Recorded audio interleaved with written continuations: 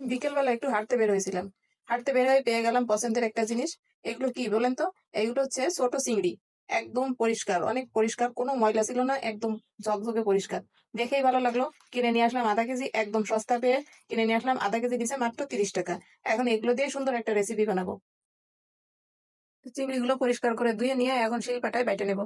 এগুলো দেখাচ্ছি না, দেখালে ভিডিওটা অনেক বড় হয়ে যাবে। এখন একটু সুন্দর করে মিহি করে বেটে নিতে হবে।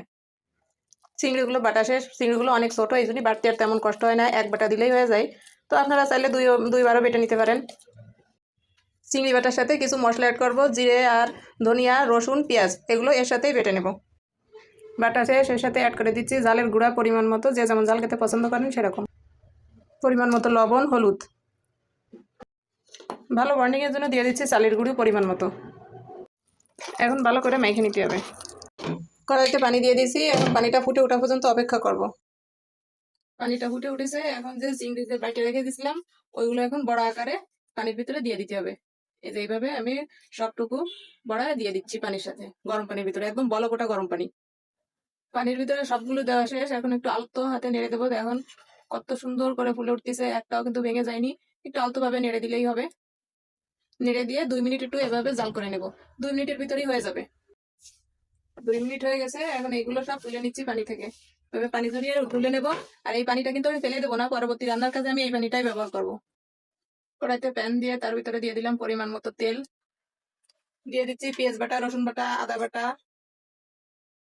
আর শুকনো জলের গুঁড়ি। কাছে দিচ্ছি লবণ আর হলুদ পরিমাণ মতো।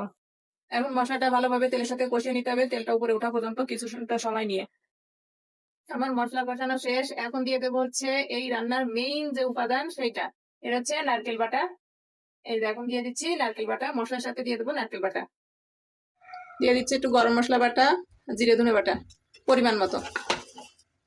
এখন মশলার সাথে দিয়ে দিচ্ছি একটা আলু কিউব কিউব করে কেটে রাখছিলাম, সেই আলুটা দিয়ে দিচ্ছি। দিয়ে আর একটু সময় ভালো করে কষিয়ে নিয়ে আলুটা সিদ্ধ হওয়া পর্যন্ত অপেক্ষা করব। কষানো শেষ, আলুটাও সিদ্ধ হয়ে গেছে ভালো। এখন দিয়ে দেবো ঝোলের পানি। ঝোলের পানি দিয়ে দিচ্ছি, এখন বলক আসা পর্যন্ত অপেক্ষা করব। ঝোলে বলক এসে গেছে, এখন দিয়ে দিতে হবে সেই চিংড়ি মাছের বড়া। এই যে সবগুলো আমি দিয়ে দিচ্ছি। এখন ঝোলটা ঘন হয়ে আসা পর্যন্ত অপেক্ষা করতে হবে। ঝোলটা টেনে গেলেই, যখন একটু গামাখা গামাখা ঝোল থাকবে, তখন রান্নাটা শেষ হয়ে যাবে। এই যে আমার চিংড়ি মাছের বড়া রান্না শেষ। মাশাল্লাহ, দেখতে যেমন সুন্দর হয়েছে, খেতেও কিন্তু অনেক মজা হয়েছে। একদম সস্তা চিংড়ি মাছ দিয়ে বানিয়ে নিলাম সুন্দর একটা বড়ার রেসিপি। আল্লাহ হাফেজ।